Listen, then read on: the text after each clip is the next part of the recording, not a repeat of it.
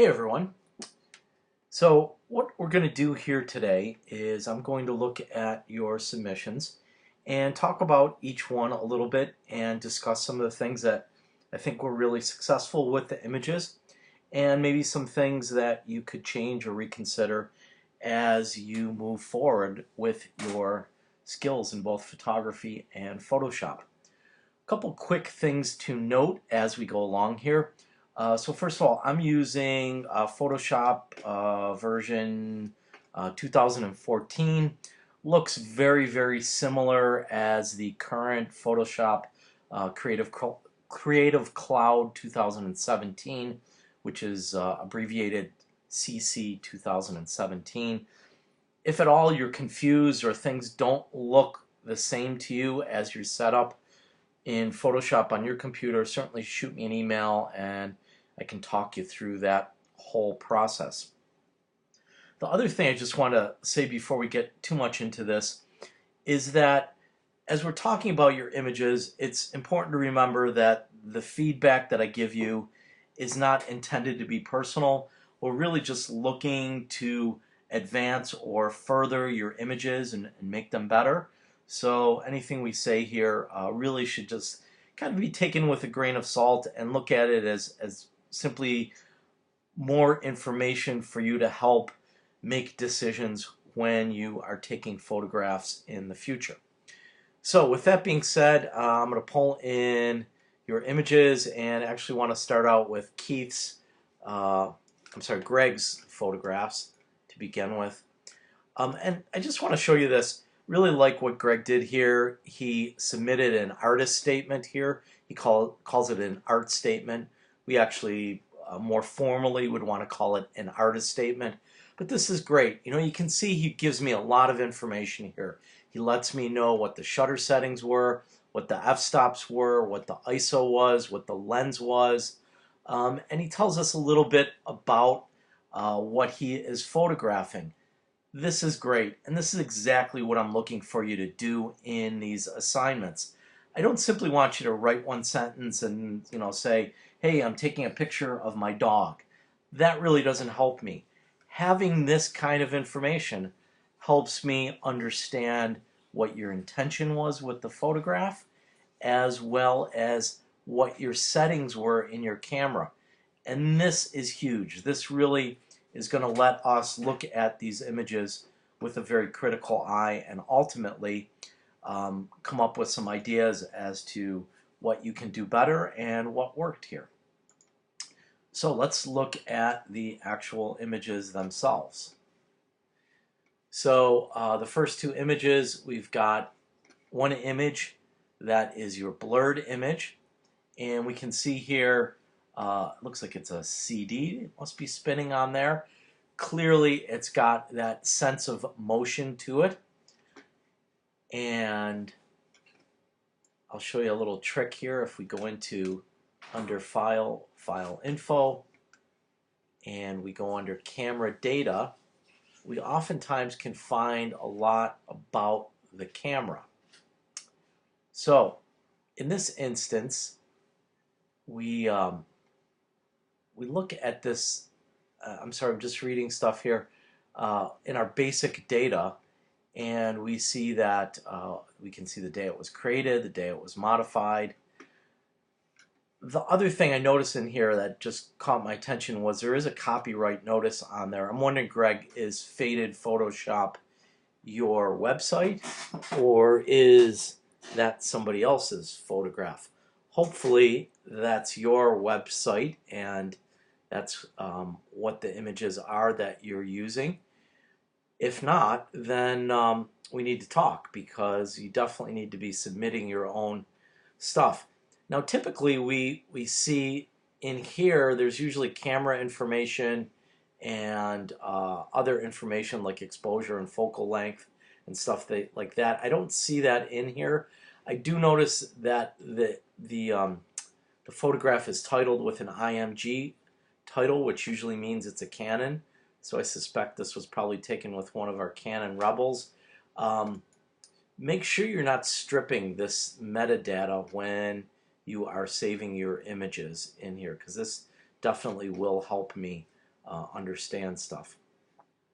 So anyhow, if we look at, and I'm going to pause this a half a second, I'm just going to call up your statement that does have those settings in it for me. So just looking at your art statement, it says you took this image at an exposure time of 1 full second. And we can see what the effect is of the 1 full second. This mechanism here, and as you described this sort of, it's like a piece of art that moves with the wind. So we can see how all of that movement is really blurred in the shot due to that really long shutter setting.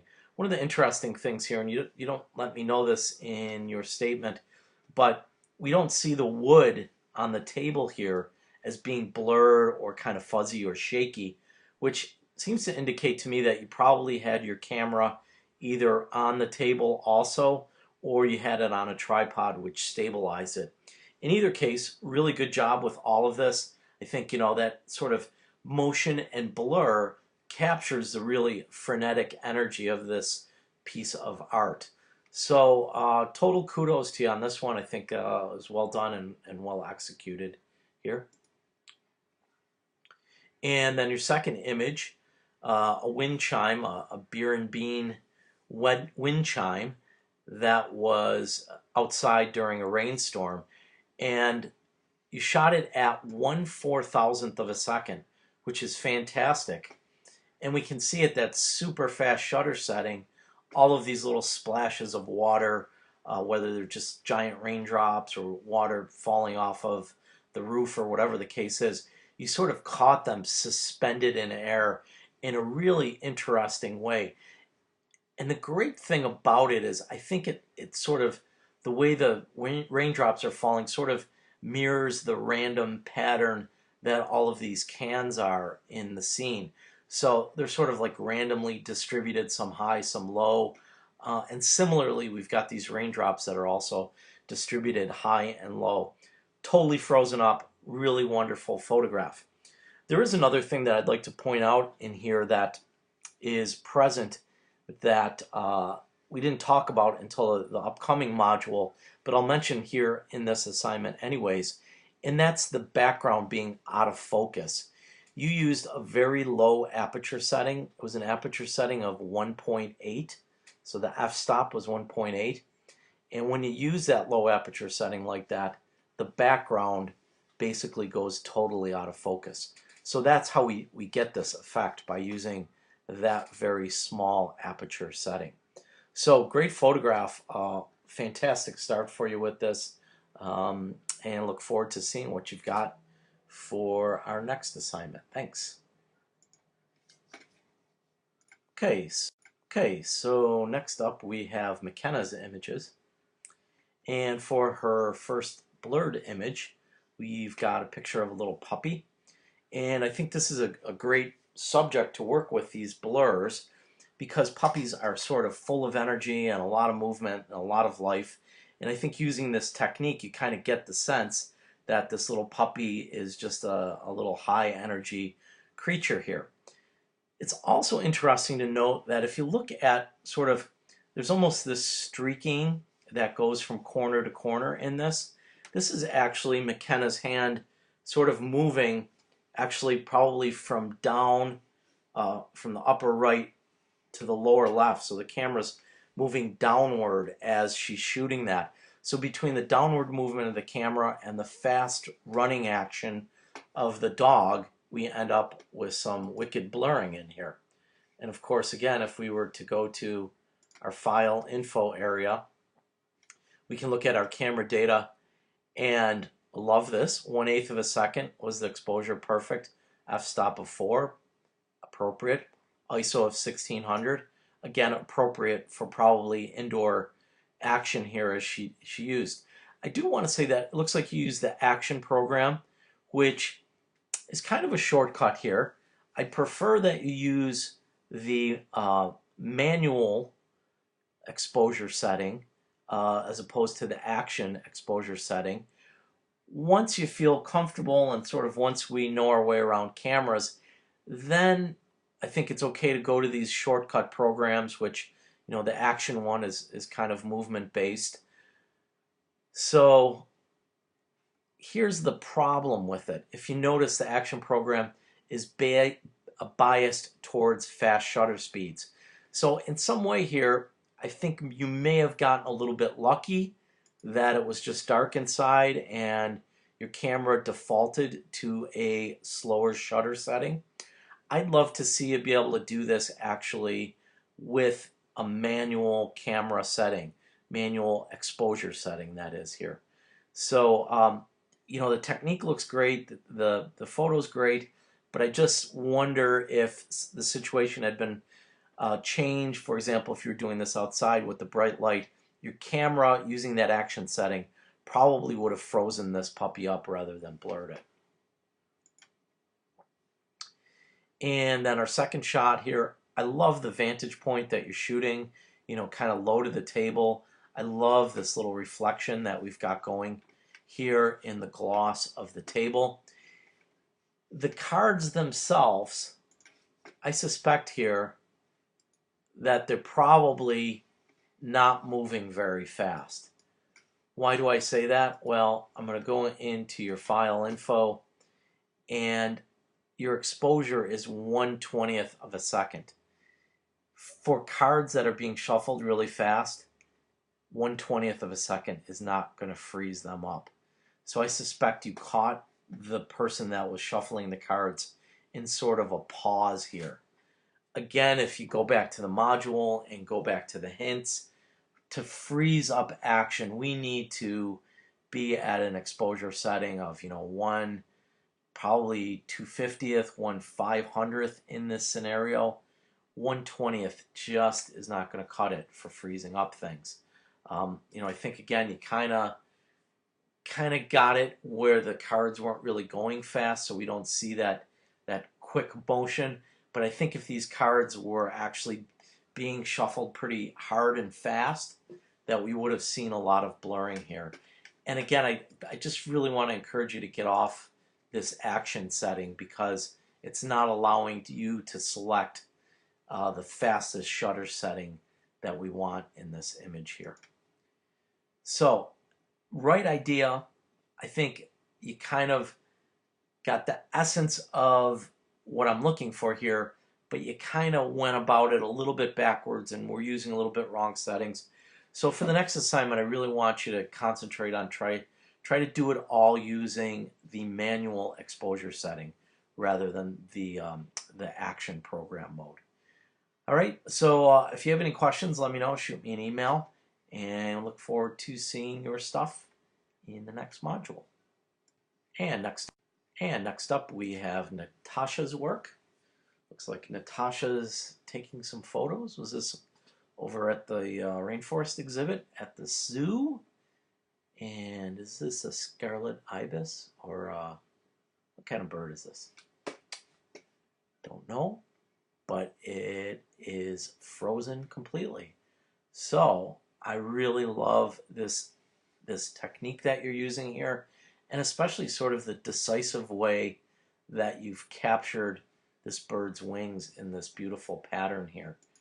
So we go into your file info. We see you were using an exposure of 1/2000th of a second. Fantastic. Very well done. F-stop of 5.6, ISO of 800. Very appropriate. And that's what I like to see, that you were using manual exposure. So great job here. I also love sort of the setup of this photo, how you sort of have this really wonderful green background and then the pink of our bird here. So all around, great job. Really like what you did here. Not sure we could do much here to push that even further. I think you're well on your way with the shot. And then your second image, the blurred shot, and we can clearly see in the background your waterfalls are blurred. And we look at your shutter setting, 1/200th of a second. Okay, it's a little fast, but I have to say water goes really fast. I mean, if you imagine those waterfalls coming down, they're going to be coming down super fast. And so we do see a lot of blurring and a lot of motion and movement in there. Now, if you had gotten the shutter setting even down farther, so you could put your ISO down to 100, and that would have put your shutter setting somewhere around a 30th of a second. We would have even seen longer blurs and longer streaks in the water here. I also just wonder in this image, the area that's in sharpest focus here is this tree trunk. And I think that area that our eye is really going to is the water. And, I suppose we could even make an argument that maybe these elephant ear plants might be the sharpest part of the photograph.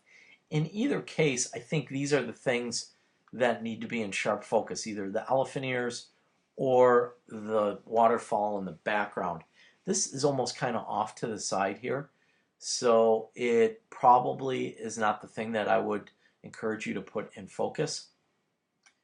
Now, I don't know whether you're focusing just manually by eyesight or you're using the autofocus control in the camera.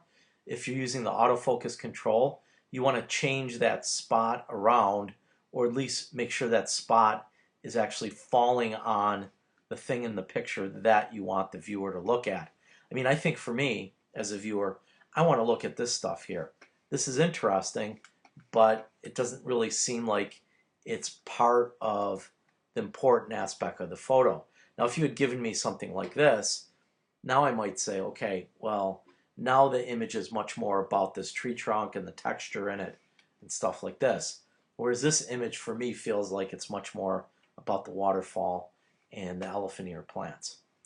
So other than that, I think very well done. Good execution of technique in both of these images, and I think you are definitely on your way here. So keep up the good work. Okay, next up we have Allison's images, and we've got two portraits of someone having fun in a pool. So our first shot is our blurred image, and if we go into our shutter settings, we see about 1/100th of a second, which is pretty appropriate because we see how her strands of hair are really blurred up, yet her body right here is still pretty frozen.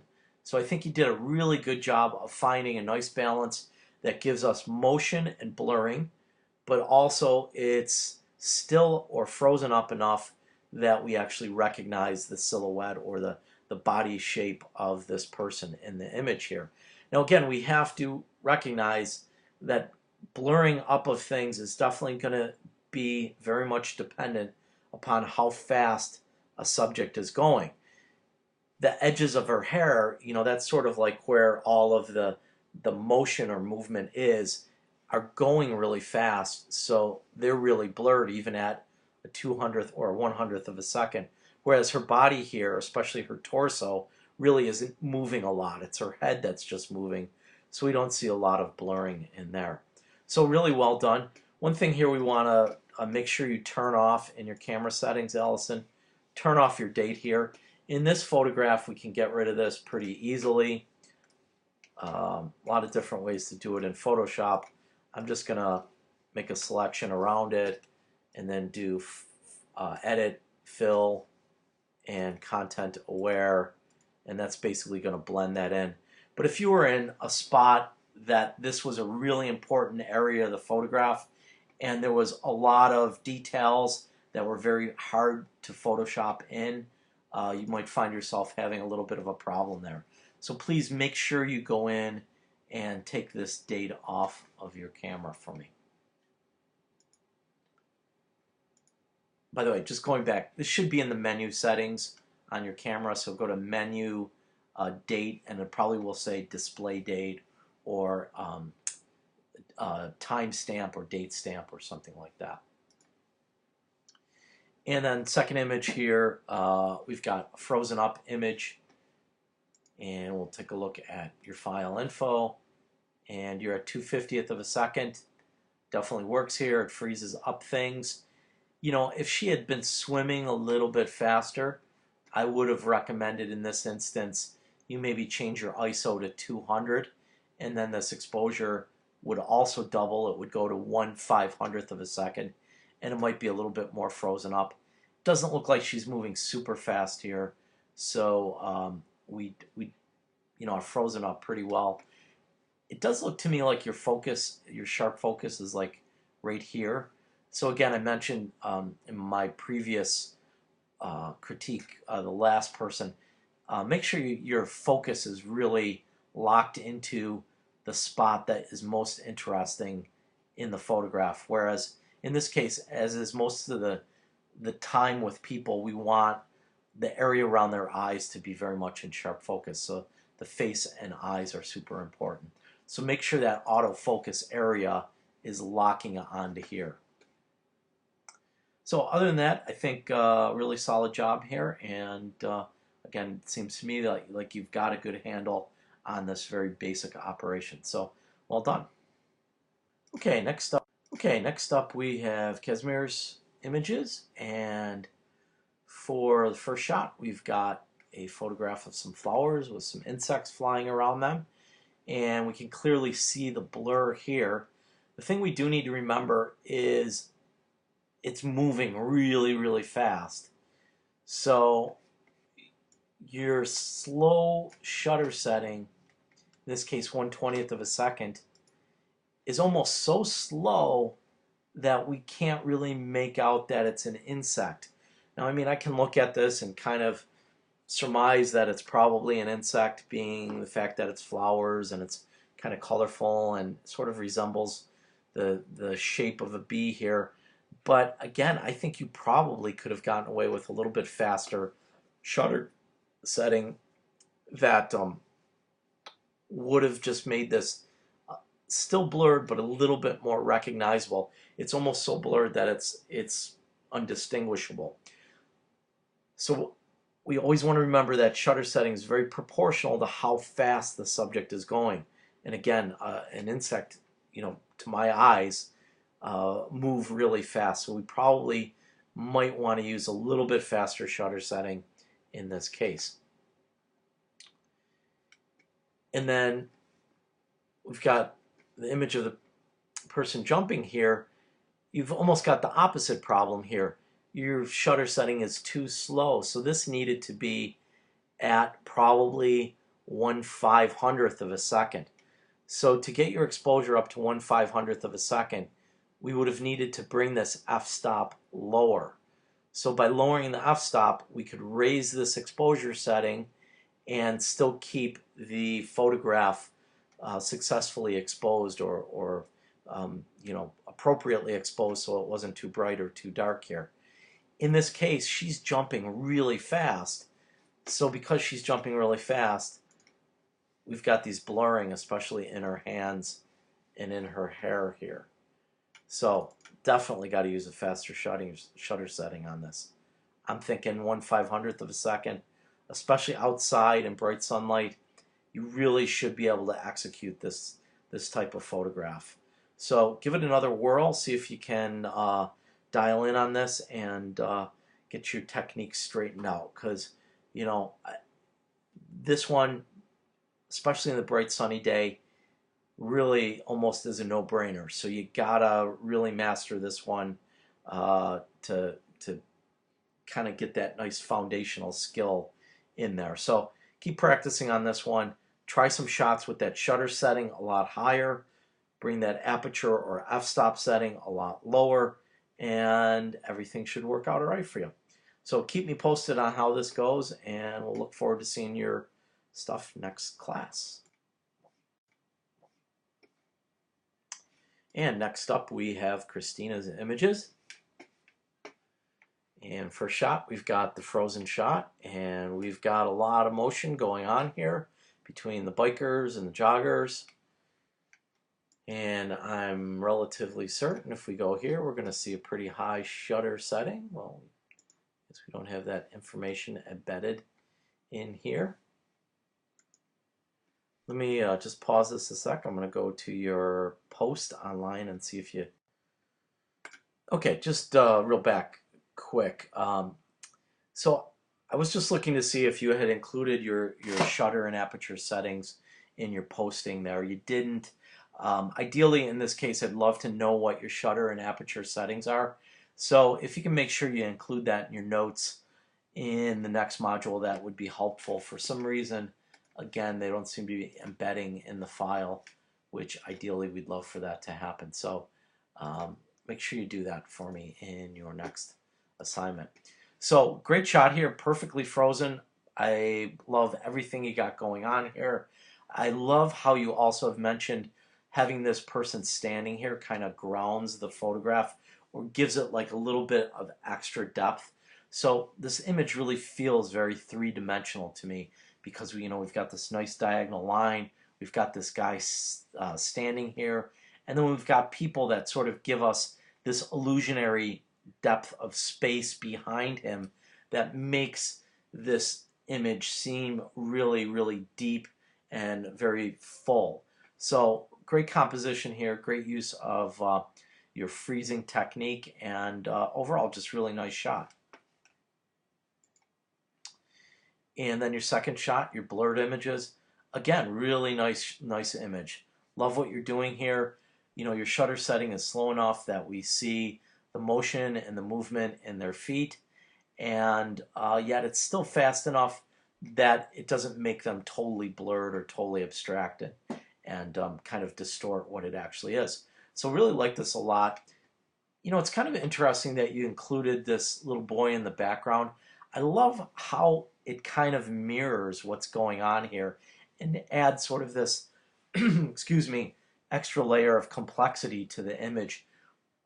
So really well done, beautifully composed, and I love sort of this being that little exclamation point or like that little extra element that sort of pushes this image one additional layer of complexity. So great job with both these images. Looks like you are well on your way here to moving forward. So look forward to seeing what you have next week.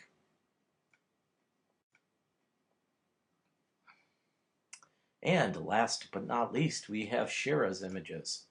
So water splashing, wow, is that dramatic or what? And just, you kind of feel the energy of the splash happening and sort of all of that, built up energy from someone that's breaking the surface of the water and just pushing all that water out. Really, really wonderful. I love it, and I'm absolutely certain if we go in here, we're going to see some settings, 1/15 of a second, absolutely perfect. Manual exposure, ISO 250, exactly where I would want it. So Shira, great job with this image. Honestly, I don't say this a lot, but this is almost a perfect image. I'm not sure there's much more we can do here. Maybe we would want to crop a little bit tighter here to get rid of some of that open space up above there, but kind of nitpicking. Although I do have to say, kind of like there's almost a face in the water here. That's also kind of interesting. So maybe zooming in a little bit there might be something you might want to consider as you look to refine this image. But great image, really wonderful example of what I was looking for out of this assignment. And then the frozen shot, again, I'd be willing to bet if we go in here and look at our file info, of course, 1/2700th of a second, f-stop of 8, ISO 800, right on the money. And again, just really love your composition here. And we talk about that decisive moment that Henri Cartier-Bresson writes about and talks about in his work. It's sort of like that pinnacle of action when sort of everything comes together all at one spot and it's sort of frozen up in midair. And I think you just, in this image, absolutely nailed it. Totally nailed it. Really beautiful shot. Love how the subject's hair is kind of hanging down like this, and we can kind of see all the curls and stuff like this. And then love also the torso and the feet almost straight up vertically in the air. So great job with this image.